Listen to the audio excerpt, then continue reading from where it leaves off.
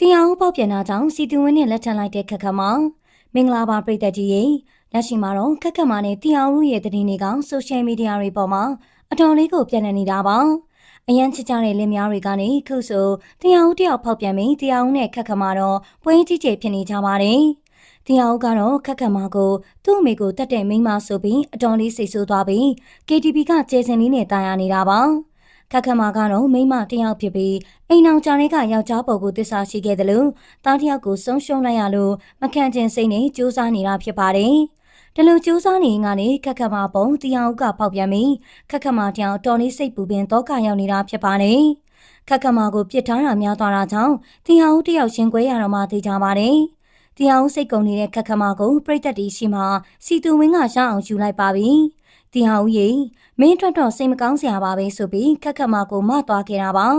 အမှန်တော့ဒါက wedding show အတွက်စီတူဝင်းနဲ့ဝင့်ရမုံနိုင်တို့ရဲ့ဟန်ရေးပြတရုပ်ဆောင်တာပါခက်ခက်မာကိုဘယ်သူနဲ့သဘောတူလဲဆိုတာပြောပြသွားပါအောင်နော်